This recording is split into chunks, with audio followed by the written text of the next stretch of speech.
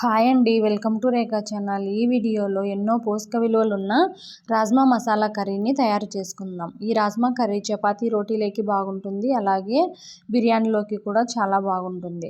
రాజ్మాని 2-3 సార్లు బాగా కడిగి మనము ఓవర్ నైట్ నానబెట్టుకోవాలి.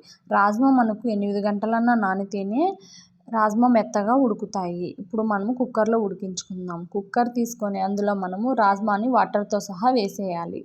ఇప్పుడు కొద్దిగా ఉప్పు, పసుపు వేసుకోవాలి. అలాగే ఒక బిర్యానీ ఆకు, ఒక దాల్చిన చెక్క, 3 లవంగాలు, ఒక యాలక వేసుకొని ఇప్పుడు మూత పెట్టేసి 6 నుంచి 8 విజిల్స్ వచ్చేంత వరకు ఉడికించుకోవాలి. రాజ్మా మనకు మెత్తగా ఉడికితేనే కర్రీ టేస్ట్ చాలా బాగుంటుంది. ఇప్పుడు 8 విజిల్స్ వచ్చిన తర్వాత అందులో ఉన్న ప్రెషర్ అంతా తీసేసి మనము ఇప్పుడు ఒకసారి ఒక గింజ తీసుకొని చెక్ చేద్దాం. ఇప్పుడు మనము వేలితో ఈ విధంగా నొక్కితే మనకు రాజ్మా అనేది బాగా పేస్ట్ లాగా అవ్వాలి. అప్పుడు మనకు మంచిగా ఉడికినట్లు. ఇప్పుడు స్టవ్ వెలిగించుకొని ఒక ప్యాన్ తీసుకొని అందులో 2 టేబుల్ స్పూన్స్ దాకా ఆయిల్ వేసుకోవాలి. తర్వాత కొద్దిగా జీలకర్ర వేసుకోవాలి. ఇప్పుడు ఒక పెద్ద ఆనియన్ తీసుకొని చిన్న ముక్కలుగా కట్ చేసుకొని వేసుకోవాలి. అలాగే 3 పచ్చిమిర్చిని కూడా వేసుకోవాలి. ఆనియన్ మనము మంచిగా కలర్ వచ్చేంత వరకు వేయించుకోవాలి. తర్వాత 1 స్పూన్ అల్లం వెల్లుల్లి పేస్ట్ కూడా వేసుకోవాలి. ఈ అల్లం వెల్లుల్లి కూడా మనకు పచ్చివాసన పోయేంత వరకు వేయించుకోవాలి. ఇవన్నీ మగ్గిన తర్వాత మనము తగినంత ఉప్పు, 1 స్పూన్ కారము, ఒక హాఫ్ స్పూన్ పసుపు, 1 స్పూన్ ధనియా పౌడర్ వేసుకోవాలి.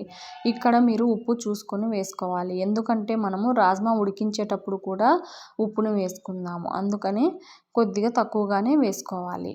ఇప్పుడు ఇవన్నీ బాగా కలుపుకొని మనము ఇందులోకి టమాటా ప్యూరీని కూడా వేసుకుందాం. ఇక్కడ నేను 3 బాగా పండిన మీడియం సైజ్ టమోటాలు తీసుకొని మిక్సీకి పేస్ట్ లాగా చేసుకొని వేస్తున్నాను. మీరు పేస్ట్ వద్దనుకుంటే టమోటాని చిన్నగా కట్ చేసుకొని అయినా వేసుకోవచ్చు. ఇప్పుడు మూత పెట్టేసి మనము ఒక 3 నిమిషాలు లో ఫ్లేమ్లో ఈ టమోటా పచ్చివాసన పోయేంత వరకు ఫ్రై చేసుకోవాలి. టమోటా పచ్చివాసన పోయిన తర్వాత మనము ముందుగా ఉడికించి పెట్టుకున్న రాజ్మాను వాటర్తో సహా వేసేయాలి.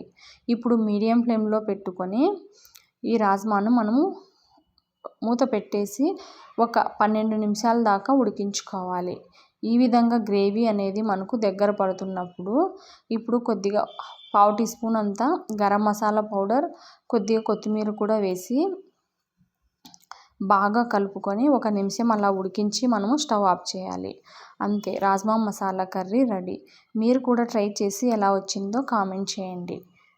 ఈ వీడియో మీకు నచ్చితే please like, share and subscribe to my channel. Thank you. Bye.